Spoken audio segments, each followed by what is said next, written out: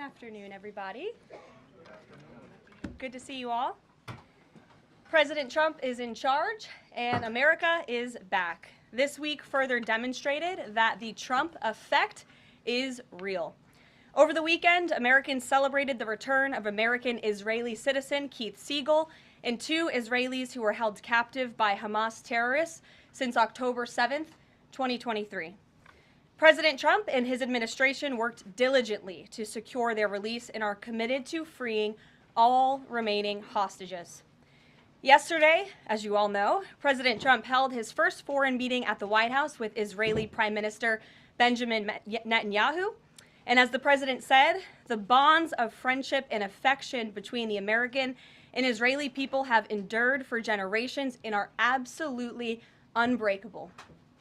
The president is committed to eliminating Hamas and securing a lasting peace for the entire region. The historic proposal for the United States to take over Gaza, announced by President Trump last night, underscores this commitment. Insanity is doing the same thing over and over again and expecting different results. President Trump is an outside-of-the-box thinker and a visionary leader who solves problems that many others, especially in this city, claim are unsolvable.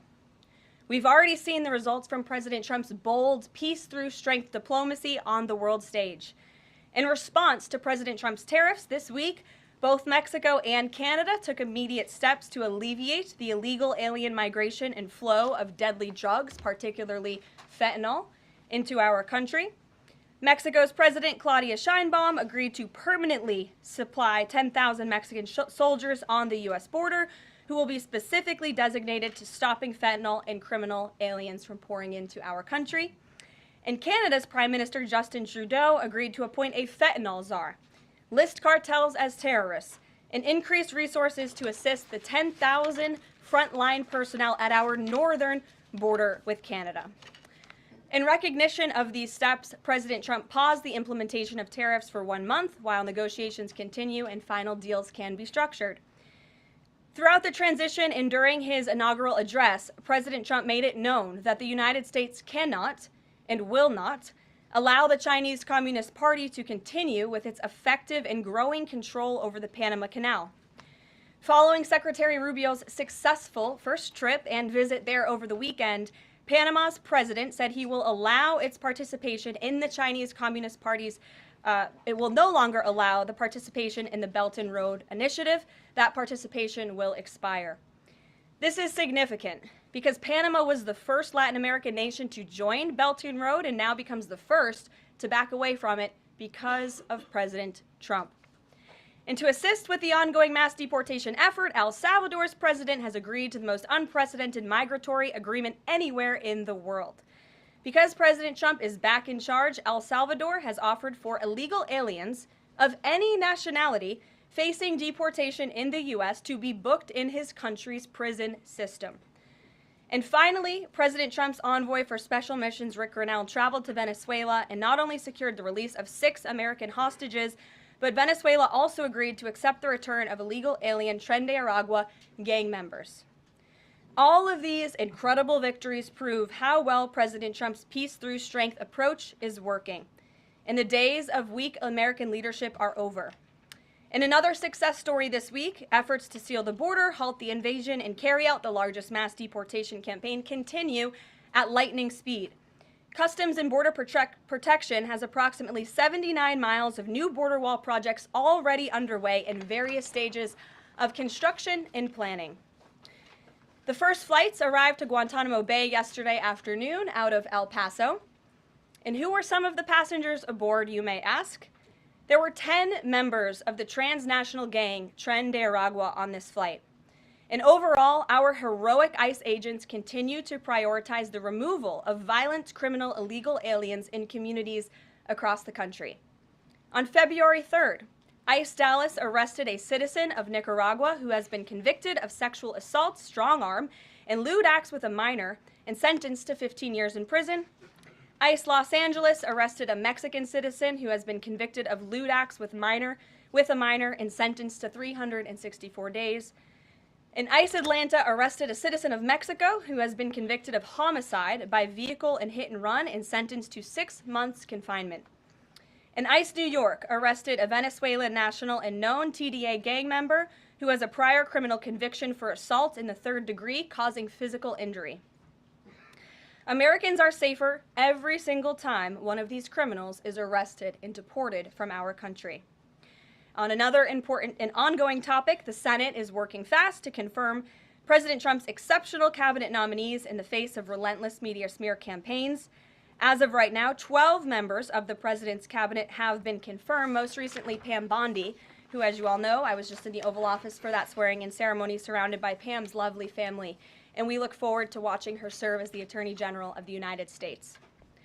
According to CNN, President Trump is getting more cabinet picks confirmed so far than the average president in the modern era. Another success story. And we believe it's critical that Republicans in the Senate majority stay tough and keep their foot on the gas to confirm all of the remaining nominees as quickly as possible so we can continue President Trump's important work here at the White House and across our entire federal government. And lastly, throughout his historic campaign, President Trump pledged to restore common sense to our country. And he is continuing to deliver on that with an executive order that he will sign later today. The president will be signing an executive order keeping men out of women's sports to defend the safety of athletes, protect competitive integrity, and uphold the promise of Title IX. This common sense action from President Trump ends the disgusting betrayal of women and girls by the previous administration, who for years catered to radical activists who wanted biological males to be treated as women in workplace showers, competitive sports, prisons, and even rape shelters. Gender, ideology, and sanity is over. Submissions from individuals across the country interested in participating in our new media seat at a future briefing continue to flood in. We are at more than 12,000 and counting. If you're watching right now and are interested, you can continue to apply on our new media website, whitehouse.gov/newmedia. And in the seat today, we have a longtime national television broadcaster. I'm sure many of you recognized her when she came in, Sage Steele, who is now the host of an incredibly successful podcast, The Sage Steele Show, on YouTube and all podcast platforms. And previously, Sage was a fixture at ESPN from 2007 to 2023, primarily hosting SportsCenter, which we all know well, before leaving the company to exercise her First Amendment rights more freely. We are honored to welcome her to the briefing room today. She will be joining the president at the big EO signing later this afternoon. I know many of you will be there as well. So Sage, why don't you kick us off on this very exciting day for women and girls across the country. Thank you for joining us. It is exciting, and Caroline, thank you for welcoming people like me with a little bit of a different perspective, different background in this seat. It really does mean a lot. Thank you. Obviously, the House already passed the Protection of Women and Girls in Sports Act, which was a really big step for women and girls. So far, the Senate, as we know, has not brought it up to vote. We all know executive orders can be overturned, so I'm wondering how important it is to the president to get Congress to bring this, to pass legislation. So there are no instances like the past administration that really tried to destroy Title IX. It's incredibly important that Congress immediately acts on this priority. I think the president is really setting the tone, making this a very immediate priority for this administration, just as he promised to do on the campaign trail. And I'd like to get into the executive order a little bit, because it is the news of the day here at the White House, and talk about what this executive action will actually do. So the executive order that the president will be signing later this afternoon, as I said, upholds the promise of Title IX. It also will require the DOJ to abide by the nationwide previous administration's illegal Title IX rewrite that would have dissolved single-sex spaces and opportunities. It also requires immediate action, including enforcement actions against schools and athletic associations comprised of schools that deny women single-sex sports in single-sex locker rooms. The executive order also calls for the convening of private sporting bodies in the White House. We want them to come to this campus so the president can hear in person the stories of female athletes who have suffered lifelong injuries, who have been silenced and forced to shower with men and compete with men on athletic fields across the country. Many of those women will be at the White House today. I encourage all of you in the media to actually talk to them, to hear their stories. And I would also just add one more thing. This is a wildly popular position with the American people. In fact, there was a new poll recently that showed the overwhelming majority of Democrats also support keeping biological men out of women's sports. And so I know the president is very excited about the bill signing that will take place at 3 o'clock this afternoon.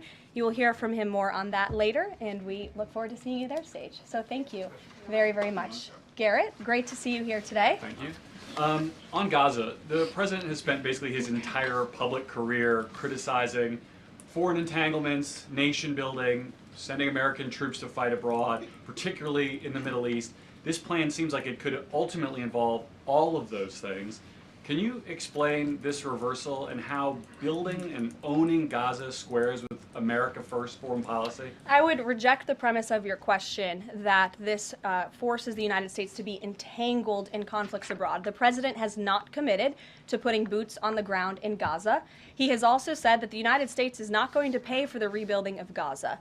His administration is going to work with our partners in the region to reconstruct this region. And let me just take a step back here, because this is an out-of-the-box idea. That's who President Trump is. That's why the American people elected him. And his goal is lasting peace in the Middle East for all people in the region.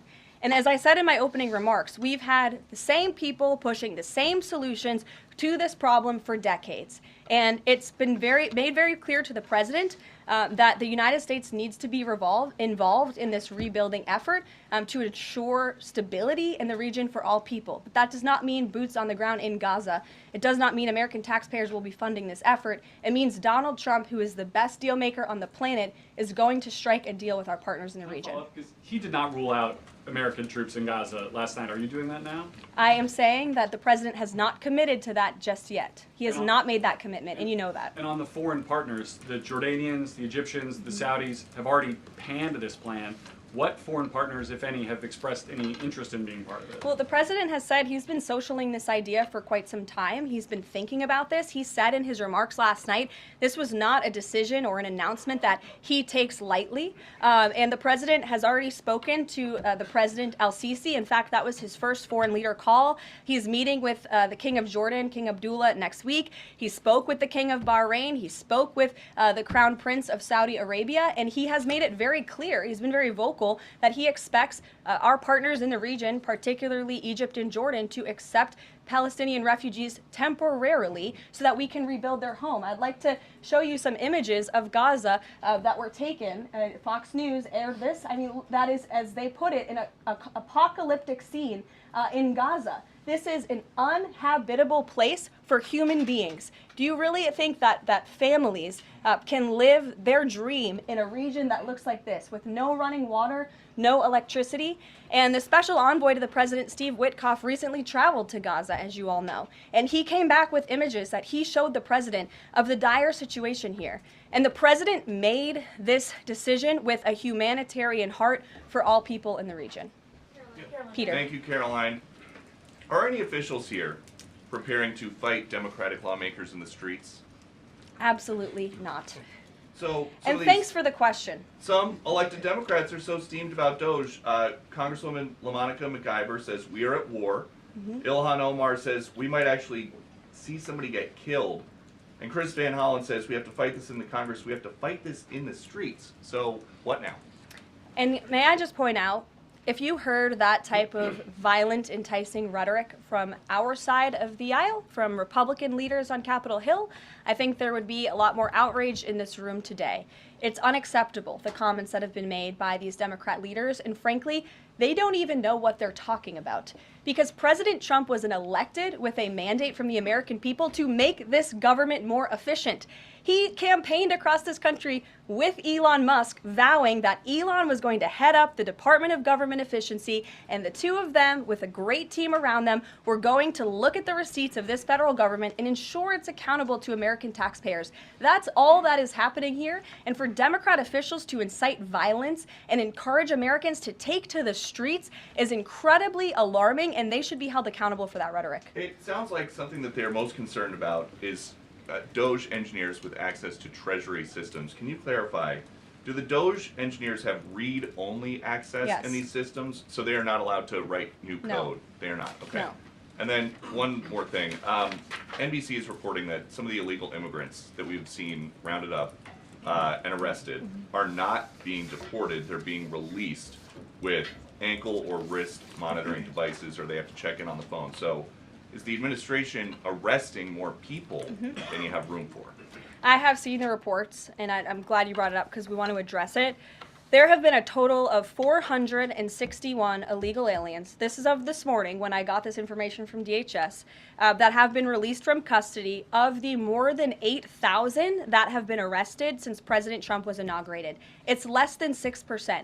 And there are reasons for their release. Some of the factors include a lack of significant likelihood of removal in the foreseeable future, lack of detention availability, which is something this president and this administration has been incredibly vocal about. We are doing everything we can to deport and detain illegal immigrants, but we need Congress's help to increase funding for Border Patrol and for ICE to increase detention capability in our facilities. And then other serious medical conditions have also been the reasons for some of the release of these individuals. But none of them have final deportation orders. Many of them are probably contesting their immigration status. I'd refer you to DHS for more details, but I did get that information because I knew it'd be a question, so thank you. Sure. Caroline? Yes. The president and you here again today have made clear, given the devastation, you think Palestinians have no choice but to leave Gaza and go elsewhere. But Palestinians say this is their home. They don't want to go. The president last night said he's willing to use the military if necessary. Is the U.S. prepared to remove Palestinians from Gaza by force? The president is prepared to rebuild Gaza for Palestinians and all people in the region, peace-loving people who want real economic development and opportunity in the region. This is a region that has been controlled by Iranian-backed terrorists, Hamas, who have brutalized not just Israelis but Palestinians too. It is because of Hamas that you see those images on that screen, that Gaza has become a demolition site because Hamas launched that brutal attack on Israel on October the 7th. And so again, I would stress, President Trump wants to ensure that this can be a place where all people can live in peace. He is a peacemaker in chief. He made that very clear in his first term. And as for how that will be accomplished, the president and his team are talking with our allies in the region to consider next steps. But should the American people be prepared to see U.S. military on the ground fighting a ground war against Hamas? Again, the president has not committed to U.S. troops in the region. But it is an option. I have said that the president has not committed to that yet. Sure. If I could just follow up on that, though, why not rule out the idea of committing U.S. troops? This has been a long-standing argument that the president has made really over the last decade or so, talking about endless wars and not something the U.S. wants. Why not rule out? Because I think the president is very good when he's making deals and negotiating, not to rule out anything because he wants to preserve that leverage in negotiations. And so I think that's what he's doing here. If I could Mary. follow up on that, though, he also said that everyone loves this plan. He said that in the Oval Office this morning. True. In fact, the Deputy Prime Minister of Jordan called it a declaration of war on the Arab people. So how does he square the fact that even some Republicans on the Hill are objecting to this or questioning this? How does he square the fact saying everyone loves this plan? Well, King Abdullah of Jordan will be here next week, so I can provide you more context on the conversations he will have directly with the President of the United States after that meeting. And I would just point out that there's been a lot of leaders and officials all around the world who have doubted, I suppose, the deal-making ability of President Trump. You heard the Panama leader saying that he would not agree to some of the concessions that he has now made because of Secretary Rubio's visit. You had the Colombian president saying he wouldn't accept flights of Colombian illegal nationals who have entered into our country illegally, and those flights are underway. So actions speak louder than words. Dasha. Caroline, you said the president has been working on this idea for a while behind the scenes now. Is there a written plan based on the president's proposal for Gaza? And if so, when was it drafted and who had a hand in that? The plan was written in the president's remarks last night as he revealed it to the world and to the American people, and his team are continuing to be engaged on this effort. I saw the National Security Advisor this morning. He has a very busy day of calls, and they will, again, continue to engage with our partners. That includes Steve Witkoff as well. Mary. Two questions for you on the news of the day. So how is today's executive order going to impact the 2028 Summer Olympics in Los Angeles? For example, would a man who thinks that he's a transgender woman be allowed to compete as a female on U.S. soil? It's a very good question, and the president has actually mentioned this, that he does expect the Olympic Committee and the NCAA to no longer allow men to compete in women's sports. And I think the president, with the signing of his pen, starts a very public pressure campaign on these organizations to do the right thing for women and for girls across the country. Again, this is an incredibly popular position. There have been many notable female athletes who have had the courage to speak out against some very powerful institutions in this country. They deserve to have a voice and a say. The president is bringing their voice to the highest level at the White House this afternoon, and he expects these organizations to comply with this federal executive order that he'll be signing today. Thank you. And one more on media coverage of this executive order and the topic in general. What's the White House's view of framing that calls men transgender females or similar rhetoric coming from organizations like the ACLU and GLAAD? Well, it's been very clear. The policy of this administration is that there are only two sexes, male and female. Pretty simple. Brian Glenn. Yes. USAID has gotten a lot of attention the last couple of days with some of these bizarre things that we've been, taxpayers have been funding. Now it looks like there are a couple media outlets that have been dragged into this conversation as far as USAID funding as well. Does the president have any comment on that? So upon coming out here to the briefing room, I was made aware of the funding from USAID to media outlets, including Politico, who I know has a seat in this room. And I can confirm that the more than $8 million taxpayer dollars that have gone to essentially subsidizing subscriptions to Politico on the American taxpayers' dime will no longer be happening. The DOJ team is working on canceling those payments now. Again, this is a whole of government effort to ensure that we are going line by line when it comes to the federal government's books. And this president and his team are making decisions across the board on, do these receipts serve the interests of the American people? Is this a good use of the American taxpayers' money? If it is not, that funding will no longer be sent abroad, and American taxpayers will see significant savings because of that effort. Thank you. I'd like to give some love to the back row. I've heard that unfortunately they haven't been called on in years past. So Reagan, why don't you go ahead? Thanks, Caroline. The WHC announced that comedian Amber Ruffin, who has called the president a toddler with his pants pulled down, will be the entertainment for this year's Correspondents' Dinner. Does the White House have a reaction to this choice, and will the president be attending the dinner this year? Certainly an interesting choice. I have the president's invitation on my desk. I have the invitation for myself on my desk as well. Haven't talked to the president about it. When he makes his decision, I will let you all know. But definitely an interesting choice of the comedian. I'll talk to the boss about it and see what we decide. Sure, go ahead. Yes, yes. On the executive order set to be signed today, you said that this will be enforced. Can you spell out for schools and the public how exactly the administration plans to enforce this, even at the local levels? And on top of that, there are human rights groups who say that this could expose kids to discrimination. What is your response to that? I think kids have already been exposed to discrimination, especially young women and girls who have been forced to shower in locker rooms with biological men, who have been forced to compete on playing fields with biological men, which is incredibly unfair and unsafe, and again, an incredibly unpopular policy with the American people. As for the actions that this executive order takes, I already laid those out at the beginning of the briefing. I'm happy to give you a copy of this fact sheet so you can let your audiences across the country know. What's your message to schools who don't comply with this? They should, because it's going to be federal law in about an hour and a half.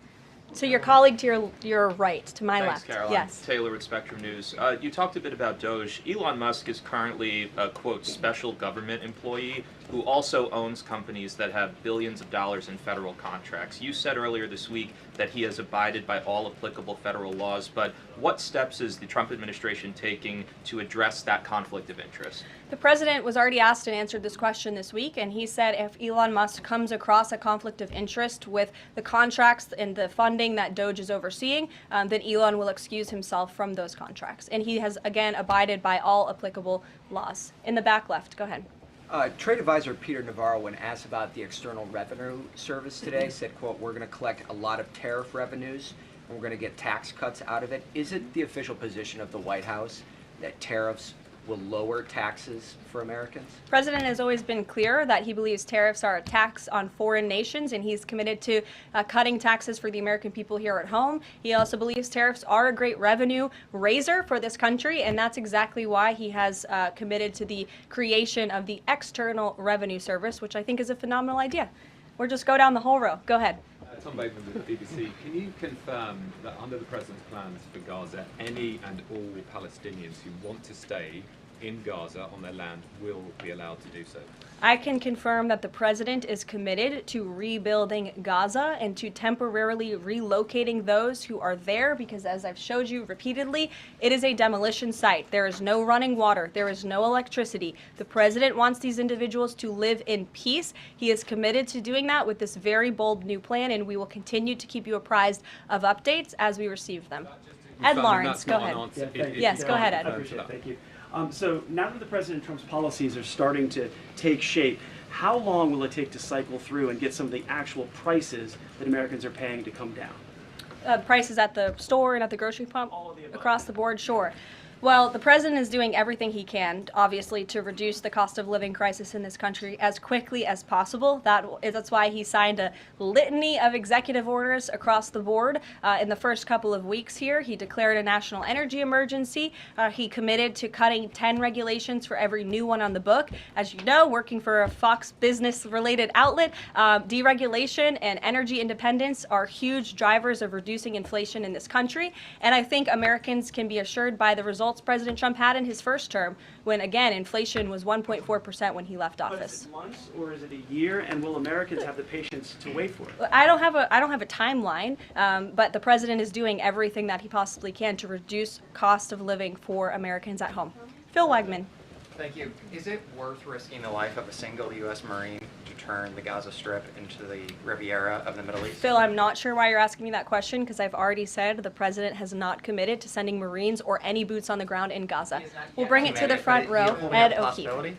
Good to see you again here in the front row, Caroline. Two things.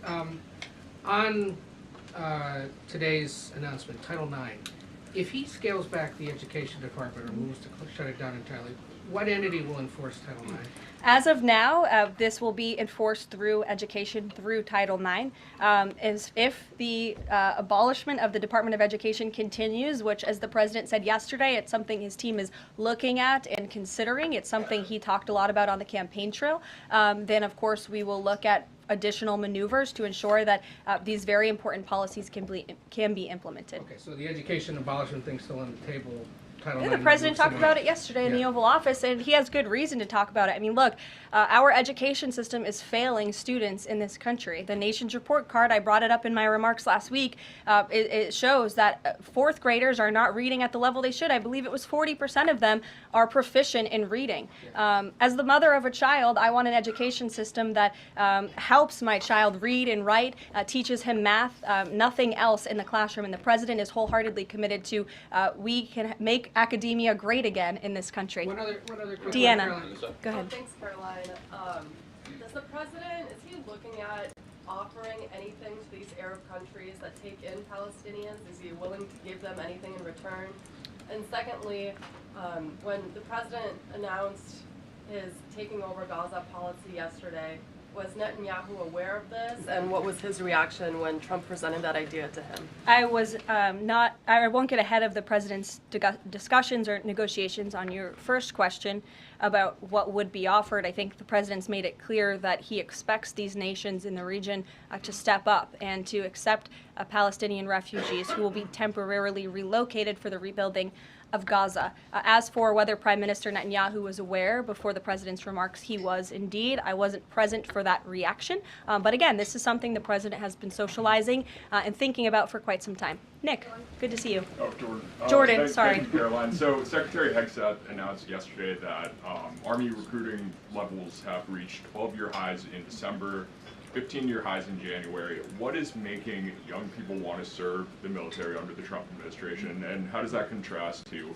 Biden's failure consistently to meet recruiting average? Yeah. Does DEI President Trump's anti-DEI agenda play a role in this? Well, first of all, the recruitment level for all branches of our military are at crisis levels, and it serves as a national security risk that our military branches are not fully staffed to where they need to be. And I do believe it's a culture problem within these institutions that the president is very much committed to fixing, as emphasized by the executive orders he has signed to root DEI out of the military. And I think when young men and women who are honorably signing up to serve in our nation's military see somebody like Pete Hegseth, the new Secretary of Defense, who is a proven warfighter, who risked his life in battle for this country, who understands what it means to deploy and to defend the Constitution and your nation abroad and to put your life on the line. When they see a leader like that and a leader like President Trump, who is committed to peace through strength, that's very inspiring. And we look forward to seeing those recruitment numbers and retention numbers skyrocketing over the next 4 years. And I know Pete Hegseth is committed to increasing recruitment at all branches of the military. I would defer you to the Department of Defense on exactly what he plans to implement. Jeff. Thanks very much. Two questions. One, the president yesterday used the word permanent for permanently resettle Palestinians. I hear you saying temporarily today. Is that a shift or a specific change that you want to highlight? And my second question is, yesterday he spoke about the U.S. owning Gaza. Who owns Gaza now, and how would the U.S. acquire ownership? Well, Gaza is currently run by Iranian-backed terrorists in the Middle East, Hamas, who we all agree, I think everybody in the region agrees, that can no longer stand. Just look at the events of October 7th and the events since. And the president, again, is committed to rebuilding the region for all people who want to return to it once it is no longer a demolition site, and it's a place where people can actually live and thrive in harmony, as he said last night. His words, not mine. And Daniel. permanent versus temporarily resettle? Can you just The clarify president has made it clear that they need to be temporarily relocated out of Gaza for the rebuilding of this effort. Again, it's a demolition site right now. It's not a livable place for any human being. And I think it's actually quite evil to suggest that people should live in such dire conditions. Daniel. Caroline, thank you so much. The Daily Guardian says that the president will be meeting with a pair of governors today, Governor Abbott of Texas and Governor Newsom of California. It comes after the president took executive action to turn the water back on in California. Billions of gallons are flowing out. What can you tell us about the two meetings and the importance of President Trump's actions to help people in California? Sure. Those meetings will be taking place shortly, so I will get out of here to get to those meetings. We can always provide you a readout, as we always do. We try to be very transparent about what the president is doing in the Oval Office. Perhaps he'll even call you in to join him. We never know around here, as you all know. But Governor Abbott is obviously a great friend and an ally to the president. He has been on the front lines of the border crisis in this country. And as for Governor Gavin Newsom, well, the president is willing to work with anybody from blue states or red states to do its best for the American people. And the president really enjoyed his trip to Pacific Palisades last week. He felt very inspired by the frustration of the residents there, and he has been wholeheartedly committed to ensuring that the water is flowing in California to prevent these wildfires, and also that people have access to their properties. And he has continued to apply tremendous pressure to Gavin Newsom and also the Los Angeles mayor to allow private residents and property owners to access their property. He believes that's their right to do so, and they should be able to do it.